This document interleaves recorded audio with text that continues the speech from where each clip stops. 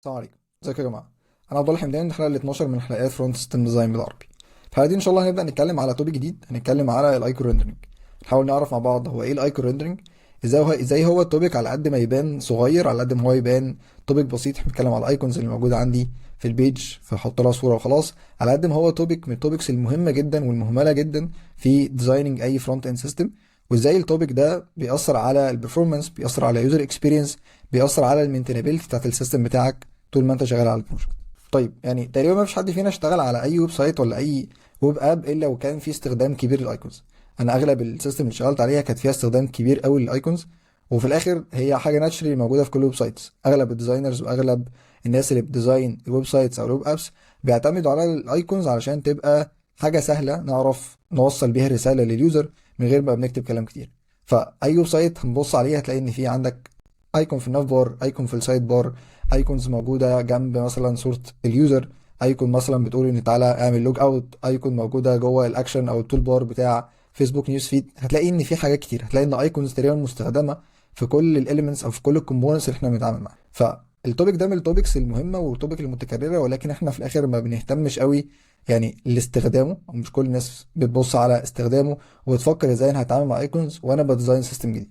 قبل ما نتكلم على ازاي نبدا يعني الديزاين او ايه الحاجات اللي محتاجين نفكر فيها وازاي فعلا هو توبيك مهم، تعال نفكر هو ليه اصلا الناس بتستخدم الايكونز بشكل كبير ده، سواء بقى ديزاينرز سواء كانت الناس اللي بتديزاين اي ويب سايت او ويب اب. وليه بيخلي الايكونز او ايه اللي مخلي الايكونز عامل مشترك بين اغلب الويب سايتس دي، ليه اغلب الناس بتلجأ للايكونز؟ طيب لو جينا بصينا نلاقي ان في عندنا سببين اساسيين. اول سبب فيهم هو ان الايكونز بتقدر توصل المعلومه بابسط حاجه من غير ما يبقى في كلام كتير. ففي الاخر انا لو جيت مثلا قلت لك ايه الايكون الاولانيه اللي على الشمال دي، هتقولي خلاص ده ايكون بتاعت شوبينج. الايكون الاخيره اللي على اليمين غالبا ايكون كونكتيفيتي. الايكون مثلا الاولى اللي على الشمال ده ايكون بتاعت لوكيشن. فهي ببساطه بتوصل لك المعنى اللي انا عايز اقوله لك من غير ما احتاج اكتب لك كلمه شوبينج او يعني كارت، او محتاج اقول لك ده واي فاي، او محتاج اقول لك ده لايك، محتاج اقول لك ده مثلا لوكيشن. مش محتاج اكتب كلام كتير، فهي بتقدر توصل المعلومه بشكل بسيط جدا من غير ما تبقى بتحتاج تكومينيكيت بشكل اكسبليسيت حوالين الحاجه اللي انت عايز تقولها. الحاجه التانيه وهي فكره ان هي على قد زي ما هي صغيره او زي ما هي بتوصل المعلومه بسرعه، بتبقى سهله لليوزر ان هو ياخد عليها اكشن. فانا مجرد مثلا ما انا عايز انيبل او ديسيبل اللوكيشن، خلاص هدوس على الزرار ده.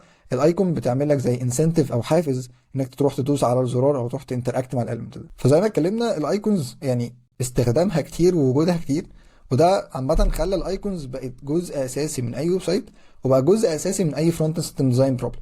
فهي بقت كور فانكشناليتي او كور ايتم محتاج تفكر فيه وانت بتديزاين اي سيستم.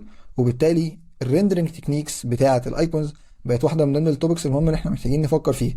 هل انا محتاج اختار الطريقه الاولانيه؟ طب ايه الفرق بين الطرق؟ طب انا لو استخدمت الصوره كايمج، طب انا لو استخدمت الصوره كاس في جي، طب انا محتاج احط الحاجات دي كلها في صوره واحده ولا اجيب كل صوره في ريكوست لوحده؟ في شويه تفاصيل كتيره باختلاف التكنيكس، ولكن في الاخر احنا محتاجين نقول لنفسنا ان احنا محتاجين نفكر في الايكونز، سواء بنفكر فيها فنديها اهتمام اكبر او نبدا نشوف اختلاف التكنيكس بينهم عامل ازاي، وازاي اختار تكنيك بناء على عوامل معينه او بناء على فاكتورز معينه.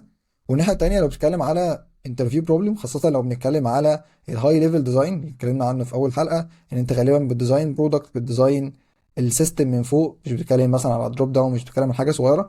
غالبا فرصه تعرضك للتوبيك بتاع الايكونز او التوبيك بتاع الايكون ريندرنج هيكون فرصه اكبر بكتير. طيب احنا دينا عرفنا ان احنا محتاجين نستخدم ريندرنج تكنيك للايكون، او محتاجين نختار باترن معين في استخدام الايكونز عندنا في الداشبورد.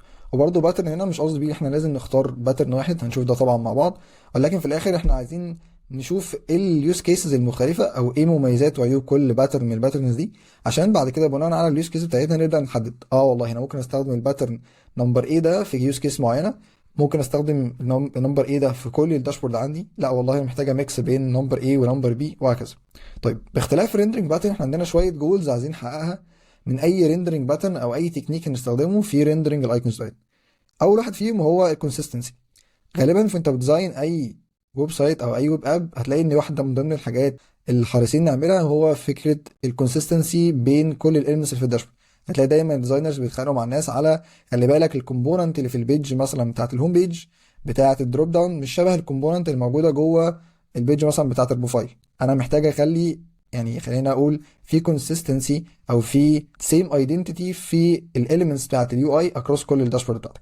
فالكونسستنسي واحده من ضمن الحاجات المهمه برضو بنفكر فيها بالنسبه للايكونز. انا محتاج اتاكد ان الايكونز شارب، الشكل بتاعها موجود وثابت باختلاف البيجز، باختلاف الديفايس، باختلاف الزوم ليفل اللي الراجل بيستخدمه.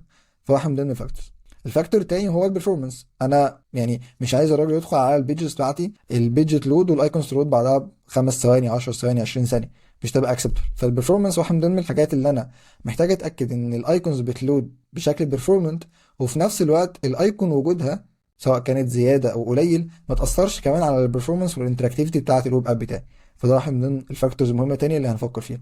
الحاجه الثالثه هو المينتينابيلتي. احنا قلنا الايكونز عادتها كبير، وعادة بتتغير بسرعة، وعادة بنزود فيها وبنمسح فيها، ومحتاجين نبقى بنتعامل معاها بشكل فريكوينت. فكرة المينتينابيلتي واحنا زي كديفلوبرز بنزود الايكونز، بنمسح الايكونز، بنميك شور ان الايكونز دي كونسيستنت اكروس السيستم ديزاين بتاعنا او اكروس الاب بتاعنا، من ضمن الحاجات برضو اللي محتاج نفكر فيها. وهتلاقي في طرق المينتينابيلتي بتاعتها سهلة، او المينتينابيلتي بتاعت الايكونز فيها سهلة، وفي طرق المينتينابيلتي بتاعت الايكونز فيها صعب. حاجة رابعة وهي الفلكسبيليتي، وهي قد ايه انا اقدر احقق اللي انا عايز اعمله بس باستخدام التكنيك ده.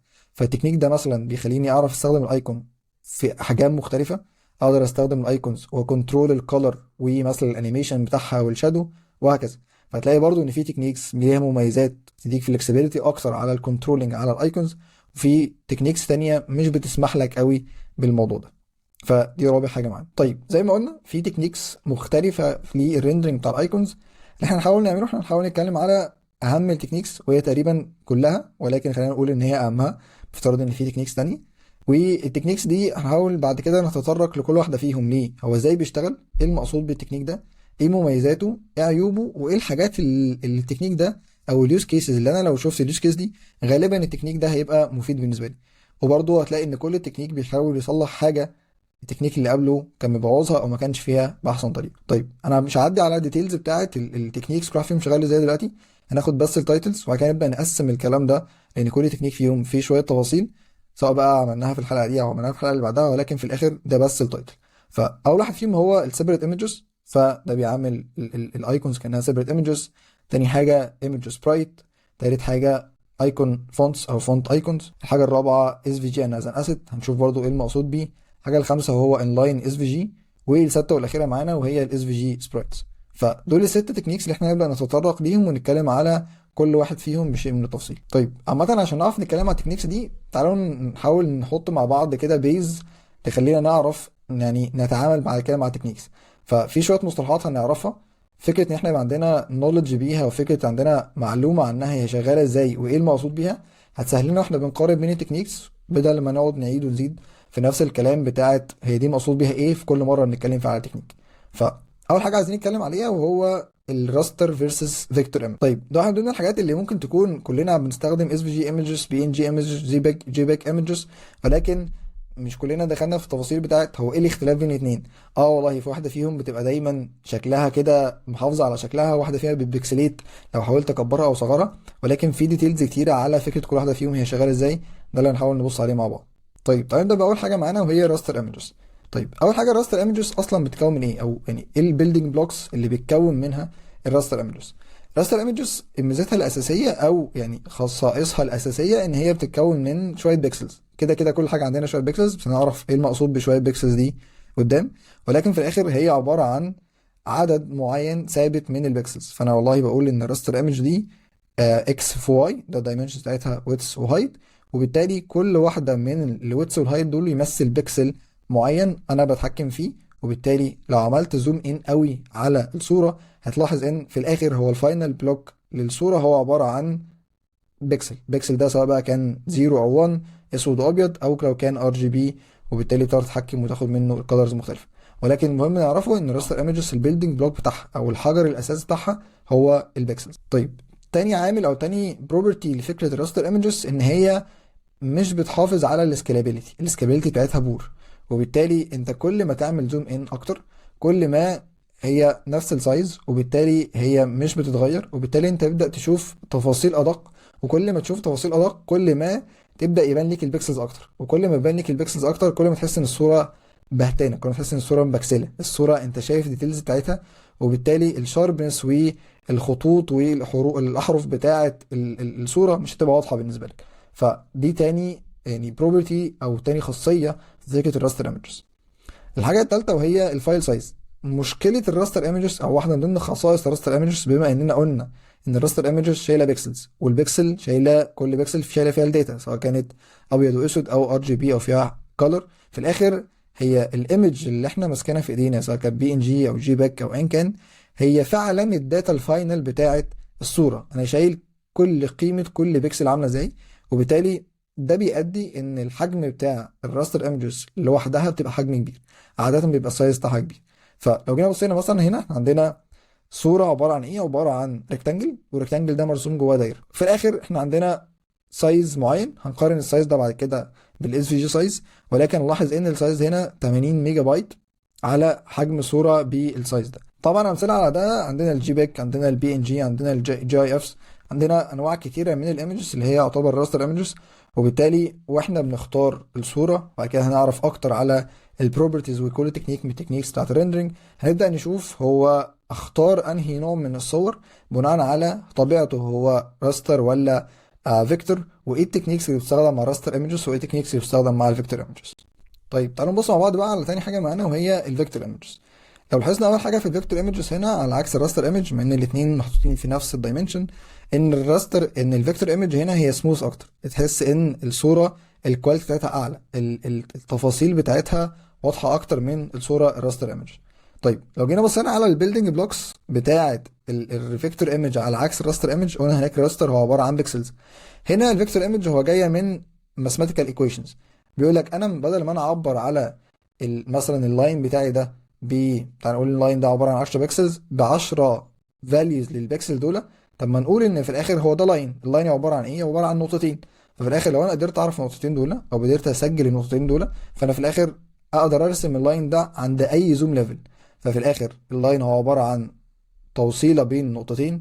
الشيب مثلا بتاع الهوم هو عباره عن مثلث، عباره عن ريكتانجل، فبالتالي انا معايا الايكويشن بتاعت المثلث وعندي الايكويشن بتاعت الريكتانجل، احطهم جنب بعض، فبالتالي انا مش محتاج اعرف الفاليوز بتاع كل واحده فيهم، محتاج اعرف ايه الماثيماتيكال ريبريزنتيشن للايكون بتاعتي، وانا في اي وقت في اي زوم ليفل اقدر اعمل نفس الماثيماتيكال ايكويشنز دي تاني، واقدر اجيب لك نفس البوسز او ارسم لك نفس الايكون ده. وبالتالي اقدر احافظ ان انا مع اختلاف السايز اقدر اتحكم ان انا دايما اديك صوره الكواليتي بتاعتها كويسه، من غير ما ابقى باثر على السايز او اثر على الكواليتي بتاعت الصوره باختلاف الزوم ليفل. فالبيلدنج بلوك للفيكتور هو عباره عن الباسز، ده ابسط حاجه، طبعا في تفاصيل كتيره ولكن تعال نقول ان هو الباسز. والباس هي الماثيماتيكال ايكويشنز، اللاين والشيبس. في الاخر احنا عندنا شيبس مختلفه، كل اختلاف الشيبس ده هي في الاخر اللي بتمثل معانا الباسز بتاعتنا او البيلدنج بلوك بتاع الفيكتور. طيب الحاجه الثانيه وهي البروبرتي بتاعه الفيكتور، هي ان السكيلابيلتي بتاعتها انفاينايت. زي ما كنا بنتكلم، احنا ما عندناش عدد محدد من البكسلز، وبالتالي كل ما نزوم كل ما بنشوف التفاصيل بتاعته. احنا عندنا ماثيماتيكال ايكويشنز، وماثيماتيكال ايكويشنز نعرف من خلالها نرسم الشكل اللي احنا عايزين نوصل له، نرسم لاين، نرسم ريكتانجل، نرسم كومباينيشن من كل الحاجات دي مع بعض. خلاص الموضوع سهل بالنسبه لنا ان احنا معانا الماثيماتيكال ايكويشنز اللي بتوصل لنا الكلام ده. طيب فدي تاني حاجه. الحاجه الثالثه معانا وهي الفايل سايز. احنا هنا كنا بنقول ايه؟ كنا بنقول لو انا عندي صوره 1000 في 1000، فانا محتاج اسجل ال1000 في 1000 بكسل علشان ابدا اشوف هو كل بكسل شايله فاليو عامله ازاي، واستور ده جوه الفايل سايز بتاعي. ولكن هنا في الفيكتور لو جينا بصينا على نفس المثال اللي على اليمين، انا عندي ريكتانجل وعندي سيركل. دول مين؟ دول تو اليمنتس. انا عندي اقدر، بما اننا قلنا ان البيلدينج بلوكس هي البوسز اللي هي ماثيماتيكال لاينز وشيبس، فدول في الاخر بالنسبه لي تو بيزك شيبس، شيب لدايره وشيب لريكتانجل. فانا وانا بسجل انا مش محتاج اقول كده، انا محتاج اقول هو الدايمنشنز او الستارتنج بوينت بتاع الريكتانجل عامل ازاي، الاندنج بوينت بتاعته او الويدث والهايت بتاعه عامل ازاي، السيركل السنتر بتاعها فين، والراديوس بتاعها فين. خلاص انا عرفت كل التفاصيل بتاعه الايكون بتاعتنا اللي على يميني، افترض طبعا دي ايكون، وبالتالي في اي سايز انت تطلبه مني انا اقدر اعيد رسم الايكون دي تاني، واحافظ لك على الدايمنشنز بتاعتها، واحافظ لك على السموثنس بتاعها من غير ما بأثر عليها. فلو جينا بصينا احنا هنا عندنا 152 كيلو بايت، عكس تماما السايز الكبير اللي كنا بصينا عليه في الراستر ايمجز. طيب امثله طبعا، يعني اشهر حاجه عندنا هو الاس في جي ايمج، ده اشهر مثال على الفيكتور واللي اغلب الناس غالبا بتتعامل معاه. فبالتالي هتلاقي مهم جدا ان احنا نبقى بنشوف كمان طبيعه الاس في جيز عامله ازاي. ازاي الاس في جيز بتشتغل، عشان نعرف بعد كده واحنا بنتعامل مع التكنيكس المختلفه اللي معتمد على بروبرتيز الاس في جيز تبقى عارفين هي بتشتغل ازاي، لان احنا عارفين الاس في جيز نفسها بتشتغل ازاي، وعارفين تحت الاس في جيز هي الفيكتور شغال ازاي. طيب تعالوا نعمل زوم ان اكتر على الفيكتور ايمجز وناخد اكزامبل زي ما كنا بنتكلم على الاس في جيز. تعالوا نشوف الاس في جيز نفسها شغاله ازاي، او نبدا نشوف تطبيق اللي اتكلمنا عنه بشكل عام في الفيكتور ايمج ازاي فعلا بنابلاي على واحد من ضمن الاكستنشنز او واحد من ضمن الفايل تايبس للفيكتور ايمجز. طيب عامه الاس في جي بتتكون من ثلاث حروف، وهو الاس والفي والجي، وكل واحده فيهم بتمثل خلينا نقول معنى معين وبتمثل بروبرتيز معينه جوه الاس في جي. فلو جينا بصينا هنلاقي ان الثلاث حروف دول بيمثلوا ثلاث كلمات وهما سكيلبل فيكتور جرافيكس. تعالوا نبص على كل واحده فيهم بشيء من التفصيل عشان نعرف هو كل واحده فيهم مقصود بيها ايه. طيب اول واحده معانا وهي سكيلبل، وهي جايه من اسمها سكيلبل، بمعنى ان هي باختلاف الزوم ليفل، باختلاف محاولتنا ان احنا نرندر الايكون دي او نرندر الايمج دي في سايز اكبر او سايز اصغر، هي لسه محافظه على الشاربنس بتاعتها، لسه محافظه على الكواليتي بتاعتها، وبالتالي هي مش بتخسر اي حاجه من الكواليتي باختلاف السايز اللي احنا بنستخدمه. وده منطقي عشان هي في الاخر هي فيكتورز، وبالتالي احنا مش بنمثل او مش بنستور البيكسلز فعليا بتاعه الايمج، احنا بنستور الماثيماتيكال ريبريزنتيشن بتاع كل جزء منها، وبالتالي نعرف نكونستراكت الايمج تاني دي باختلاف السايز ونفضل نحافظ على الكواليتي. فدي اول حاجه. الحاجه التانيه وهي بديهيه برضه، هي فيكتور، وبالتالي بما انها فيكتور فهي عباره عن الماثيماتيكال ريبريزنتيشن. ولكن احنا لما اتكلمنا عن الفيكتور قلنا ماثيماتيكال ريبريزنتيشن من غير ما ندخل في تفاصيل هو فعلا ده الماثيماتيكال ريبريزنتيشن بيتمثل ازاي في اكزامبل مثلا حاجه زي الاس في جي. طيب لو جينا بصينا على اللي على اليمين ده، تعالوا نفترض مع بعض ونتفق ان دي ايكون، بغض النظر ان هي مش شكلها ايكون، بس تعالوا نتفق ان دي ايكون. تعال نشوف الايكون دي فعلا لو انا بفكر امثلها ك mathematical representation باستخدام الاس في جي فورمات، هوصل للشكل ده ازاي، او اقدر ازاي احط الماثيماتيكال ايكويشنز او احط الانستراكشنز او احط الكوماندز اللي البراوزر هيمشي عليها. هو بيعمل بارسنج وبيحاول يرندر الاس في جي ايمج عشان في الاخر يوصل للشكل ده.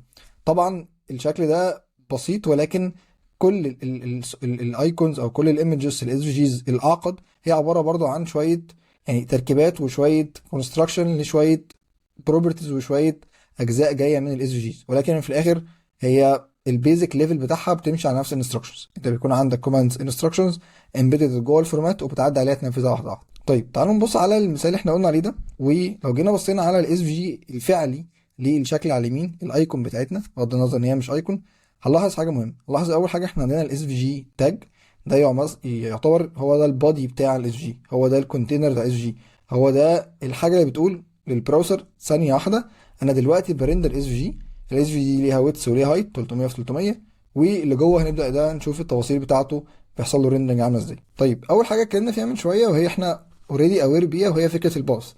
فاحنا قلنا الباص هو عباره عن شويه نقط او شويه حاجات بوصلها ببعض، وبالتالي تعالى نتخيل ان الباص ده هو عباره عن شويه الانستراكشنز. الانستراكشنز دي تعالى نفترض ان انت دلوقتي ماسك القلم، حاطط القلم ده على ورقه، كل انستراكشن هتعمله في الباص انت بتعمله من غير ما تحرك ايه القلم من على الورقه، وبالتالي هو القلم لسه بيكتب مع كل مره بتتحرك في الكوردينيت سيستم او بتتحرك بيزد على الانستراكشن اللي هناخدها. طيب لو جينا عملنا زوم ان اكتر وجينا بصينا على الدي هنا مقصود بيها ايه؟ مقصود بيها لي دروينج.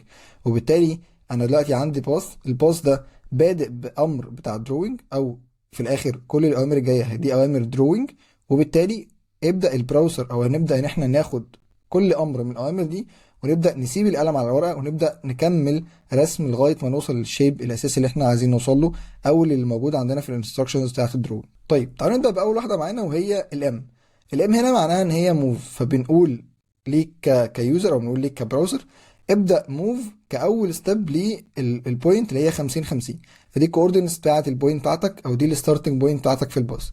فانا لو رحت وصلت عند البوينت ال 50 50 حطيت القلم بتاعي وفضلت واقف عشان اشوف الانستراكشن التاني. طيب الانستراكشن التانية هي عبارة عن ال، وال هنا مقصود بيها لاين، زي ما كنا بنتكلم من شوية لما كنا بنتكلم على في الاخر هو اللاين ليه وهو في الاس في جي عمره ما بيبكسل، ان في الاخر هو عبارة عن نقطتين مهما كان السايز اللي انا بحاول ارندر فيه انا دايما بوصل النقطتين دول ببعض. فيجي هنا معانا دور الانستراكشن التاني، احنا معانا اول نقطة اللي هي 50 50 دي البداية بتاعتنا، عندنا ال اللي ده بيقول لي ارسم لاين، بس ما ينفعش ارسم لاين من غير ما اعرف الكوردينتس الثانيه، فتلاقيه على طول بعد ال بيقول لك دي الكوردينتس بتاعت البوينت الثانيه. فهنا اللي وصلنا له ان احنا عند النقطه 50 50 هنبدا نرسم لاين في اتجاه ال 150 150 ودي البوينت الثانيه معانا في اللاين. فمجرد ما نعمل كده يترسم معانا الخط الاولاني اللي يمثل الحركه من النقطه الموف من 50 50 لللاين اللي هو نهايته 150 150. تيجي معانا الانستراكشن الثالثه وهي بتقول اتش which is horizontal. امشي بشكل افقي، وبالتالي الواي عندك ثابته، وبالتالي مش محتاج اقول لك الواي بتاعتك مثلا لسه زي ما هي اللي هي 150 150. انت المفروض ما تغيرش الواي، غير بس الاكس. فامشي هوريزونتالي للنقطه 250. فانا همشي من الاكس 150 للاكس 250 ولسه الواي بتاعتي ثابته ما اتغيرتش. فده تالت كوماند معانا او تالت انستراكشن معانا. نيجي للانستراكشن الرابعه وهي في عكس الاتش بالظبط. امشي فيرتيكال، وبالتالي الاكس ما اتغيرش، وبالتالي هو الواي بس اللي بيزيد. الواي عندي كان من 150، فالاكس هتفضل 250 والواي تتحرك من 150 ل 250. فده رابع انستراكشن معانا. اخر انستراكشن معانا هو الزد، وهو في الاخر كلوز. اقفل الباص اللي انت بدأته من الستارتنج بوينت للاندنج بوينت. الستارتنج بوينت في حالتنا هي 50 50، والاندنج بوينت هي 250 250. اترسم معانا اللاين النهائي اللي بيتحرك من 250 ل 50 و50 او 50 50 ل 250 250 بغض النظر عن الدايركشن بتاعها. هتلاقي فيه طبعا شويه بروبرتيز تانية، ولكن اللي انا مهتم بيه هنا ان شفنا فعلا ان الاس في جي بغض النظر عن شكلها نقدر نمثلها بشويه بوسز، شويه شيبس، شويه سيركلز، ان هي في الاخر عباره عن الماثيماتيكال ريبريزنتيشن للبوسز او الاوامر او الخطوات اللي احنا عايزين نعملها عشان في الاخر نوصل للايكون بتاعتنا. طيب تالت فاكتور معانا او تالت جزء معانا من الكومبوننتس بتاعه الاس في جي وهو الجرافيكس. وده جاي من اسمه، احنا قلنا هو ماثيماتيكال ريبريزنتيشن او ماثيماتيكال لاينز. بوسز هي ماثيماتيكال لاينز، وشيبس الشيبس هنا هي دي الجرافيكس، هي دي السيركلز، هي دي ريكتانجلز، هي دي اللاينز، هي دي البوليجونز، هي دي التراينجلز، وهكذا. ففي الاخر جزء تاني كمكون اساسي من مكونات الاس في جيز هو الجرافيكس، اللي هتسمح لنا بعد كده نعرف نعمل ايكونز اعقد بتجميع الحاجات دي كلها. لو جينا نتخيل كده ان احنا بنحاول نرسم دلوقتي الهوم ايكون، تقريبا الهوم ايكون هو عباره عن مثلث دوت تحته ريكتانجل او تحته سكوير بغض النظر من شايفه ازاي، وناحيه تانية طالع منه حاجه صغيره او طالع منه انديكيتور صغير بيقول مثلا ان دي مثلا المدخنه بتاعته. فتلاقي في الاخر ان هو عباره عن ريبريزنتيشن او تجميع للايكونز اللي احنا اوريدي عملناها او للشيبس او الجرافيكس اللي اوريدي هي معانا. طيب فاحنا كده شفنا الاستراكشر او مكونات الاساسيه للاس في جي. تعال نتكون بقى على الاس في جي نفسها ككود. اس في جي كود لسه شايفينه من شويه، اللي شفنا فيه كلمه اس في جي، شفنا فيه كلمه باس، بعد كده في حاجات تانية. هو بيتكون عامه كستراكشر او ككود بتاع الاس في جي من 3 سيكشنز اساسيين. اول واحد فيهم حاجه اسمها ستراكشر اليمنتس، ودي من اسمها هي اللي بتكون الاستراكشر بتاع الاس في جي كود بتاعنا او الاس في جي ايمج بتاعتنا، شبه كده الديفز والبودي والهيد والحاجات اللي موجوده جوه الاتش تي ام ال. تاني حاجه عندنا هي الشيبس، وهي فيها الشيبس الاساسيه. وتالت حاجه جرادينتس، بتحاول تدينا جرادينتس من اسمها. طيب مش هتطرق لكل التفاصيل بتاعتها، هنعدي عليهم بسرعه بشكل بسيط جدا، ولكن ممكن نتكلم عنهم بعد كده لما نحتاج في كل تكنيك. اول حاجه عندنا الاستراكشر اليمنت زي ما كنا بنتكلم، عندنا اس في جي ده عباره عن الكونتينر بتاع الصور كلها. عندك الجي هو عباره عن جروب، عندك ديفس كانها فاريبل شايله حاجات، عندك سيمبل كانها كومبوننت تقدر ترفرنس بعدين. بعد كده عندك الشيبس وهي في الاخر الجرافيكس اللي لسه جايبين سيرتها من شويه، اللي هي في الاخر ريكتانجل، سيركل، الاليبس، باث، وهكذا. فده شيب اليمنتس. بعد كده عندنا الجرادينت سواء كان لينير جرادينت او راديال جرادينت. في الاخر دي الستراكشرز الاساسيه او الاليمنتس الاساسيه اللي بنستخدمها علشان نعمل بيها الاس في جيز مهما كانت معقده ومهما كانت صعبه. اللي انا مهتم بيه او اللي احنا مهتمين بيه علشان نقدر نفهم اكتر الفروقات بين الايكون ريندرنج تكنيكس، احنا لسه بنتكلم عن الايكون ريندرنج تكنيكس، هي اول حاجتين اللي هو الاس في جي والسيمبل تاج. طيب تعالوا نبص عليهم بشيء من التفصيل علشان نحاول نفهم هما ليه مفيدين وليه احنا مهتمين بيهم بعد كده. طيب تعالوا نفتكر تاني احنا لسه قايلين ايه على الاس في جي. الاس في جي قلنا ان هو عباره عن الكونتينر ده اللي بيديفاين الاستراكشر او الكونتينر او الريبريزنتيشن بتاعت الاس في جي من بره. فده اللي بيحدد الكوردينيت سيستم بتاعها، بيحدد الويدث، بيحدد الهايت، بيحدد الفيو بوكس. انت بتشوف الاس في جي عامله ازاي. كان اوريدي كان في واحده من ضمن التوكس اللي عملناها في ايجيبت جي اس في النسبه بقى كنا بنتكلم فيها عن اس في جي بشكل من التفصيل. هسيب لكم اللينك بتاعها في الديسكربشن تبصوا عليه. ففي الاخر ده الاس في جي هو الكونتينر بتاع الاس في جي ايمج.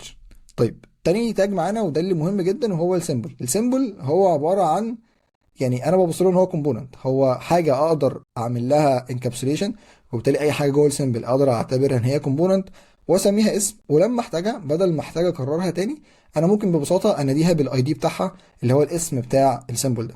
فبعد كده هنشوف ان احنا باستخدام التكنيك بتاع وجود السيمبل انا ممكن اعمل اس في جي واحده احط فيها سيمبلز كتيره، سيمبل للهوم، سيمبل ليه مثلا اللايك، سيمبل للكومنت، سيمبل للافاتار بتاع الراجل. وبعد كده كل مره احتاج فيها الهوم ما احتاجش كوبي الاس في جي كود كله بتاع الهوم واكرره تاني. انا اقدر والله انا عايز، روح بص على الاس في جي تاج اللي عندي، هتلاقي فيه سيمبل اسمه اكس او سيمبل اسمه هوم، وباستخدام تاج تاني اسمه يوز تقدر تيوز السيمبل ده باستخدام الاي دي بتاعه. وده قوة السيمبل ان هو اقدر اريوز اس في جي ايكونز او اس في جي سيمبلز او اس في جي كونتينرز في اماكن مختلفه من غير ما محتاج اكرر الكلام ده تاني. طيب نيجي لاخر حاجه معانا هنتكلم عنها في البري كوزز بتاعه الريندرنج تكنيكس، وهو حاجه بنقول عليها اف او يو تي وحاجه اسمها اف او اي تي. طيب دول اختصار لايه؟ دول اختصار ل فلاش اوف انفيزبل تكست وفلاش اوف انستايل تكست. معناها ايه؟ عاده بتحصل كيسز كتيره ان انت محتاج في الويب سايت بتاعك تستخدم كاستم فونت.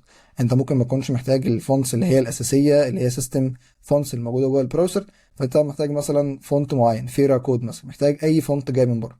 طيب اوقات كتير الفونت دوت سواء بقى سيرفد عندك من السيرفر بتاعك او سيرفد من السي دي ان، ده بياخد وقت. طيب عمرك فكرت هو انت الوقت اللي لغايه ما الفونت ده بيجي فيه هتعمل ايه؟ اغلبنا مش بيكنترول ده وبالتالي بيتساب للبراوزر، والبراوزر هنا عنده حاجه من الاتنين. اول حاجه ان هو يخليه انفيزبل، يخلي باي ديفولت التكست نفسه انفيزبل، وبالتالي طول ما انت لسه مستني الفونت نفسه عشان يلود انا سايب لك مكان التكست ده فاضي ابيض انفيزبل. زي ما شايفين على الاكزامبل على الشمال، هنا التكست طول الوقت السكرين فيه على اليمين ده الجزء بتاعه ابيض طول ما الفونت فايل لسه بيلود. اول ما الفونت فايل لود خلاص الكونتنت حصل له فلاشنج، حصل له مره واحده اتغير من كونه انفيزبل لكونه ان التكست موجود. عشان كده هو اسمه فلاش اوف انفيزبل تكست. فحصل فلاشنج، حصل شيفتنج، حصل تغيير كبير. التغيير ده اتحول من ستيت بتاعت انفيزبل لستيت ان التكست نفسه موجود. فدي اول طريقه ممكن البراوزرز تكون بتهندل بيها الموضوع دوت، او انت بايديك تكون بتهندل بيها الموضوع ده. تاني حاجه وهو الفلاش اوف انستايل تكست، وده ببساطه فلاش برضو حاجه تغير بيحصل، شيفتنج بيحصل، ولكن في الحاله دي البراوزر بيقرر ان هو بدل ما انا احط او اخفي التكست واخليه انفيزبل، طب ماذا لو احنا قدرنا نستخدم سيستم فونت اوريدي موجود عندي جوه البراوزر مش محتاجه لود باكسترنال حاجه، واول ما الحاجه الاكسترنال تيجي ابدا سويتش. نتيجه ده اللي يحصل، نتيجه ده يحصل زي ما انت شايف على الشمال. لو جينا بصينا على التايتل والسب تايتل هتلاقي ان السب تايتل الاول كان على تو لاينز، ده لما كان بسيستم فونت. اول ما جه الفونت الاساسي راح متحول لاين واحد. مشكله الحاجه دي ان هي بتعمل فلاشنج، بتعمل لي اوت شيفت، وبالتالي في الحاله دي احنا قررنا نعرض التكست ولكن هنعرضه بسيستم فونت. واول ما يجينا التكست ثاني نعمل سوابنج، نعمل فلاشنج، نعمل شيفت بين الفونت الاولاني اللي هو كان سيستم فونت والفونت الجديد. التو تيرمز دول مهمين علشان هنستخدمهم في مقارنات في مميزات وعيوب الريندر تكنيكس المختلفه، وبالتالي هتساعدنا نفهم هو احنا محتاجين اوبتمايز لايه بالظبط، وهل دي حاجه نسيبها للبراوزر ولا حاجه احنا ممكن نتحكم بيها واحنا بنختار الريندرنج بتاع الايكون بتاعنا او بتاع الايكون في السيستم عندنا، بحيث ان احنا نتجنب حاجه فيهم على حساب التاني. بس كده حاولنا نتكلم في الحلقه دي كمقدمه على الايكون ريندرنج، حاولنا نفهم هو ليه اصلا الايكونز مهمه وليه الديزاينرز واحنا بنعمل ويب سايت بنفضل دايما نستخدم ايكونز، وازاي هي بتساعدنا ناخد اكشنز ونساعد اليوزرز ياخدوا اكشن في الداشبورد عندنا. شفنا الفرق بين الراستر ايمجز والفيكتور ايمجز لان ده اساس هنبني عليه بعد كده اي سيلكشن بنعمله جوه الويب سايت بتاعنا للريندرنج تكنيك بتاعنا. اتكلمنا على شيء من التفصيل على ال الانواع المختلفه، اتكلمنا على الفيكتور، مسكنا الاس في جي واتكلمنا عنها بشيء من التفصيل. ده بيز بتاعنا اللي ان شاء الله هنكمل عليه في المرات الجايه على الفروقات بين الايكون ريندرنج تكنيكس المختلفه. بس كده ده كان كل حاجه النهارده، اشوفكم على خير المره الجايه، السلام عليكم.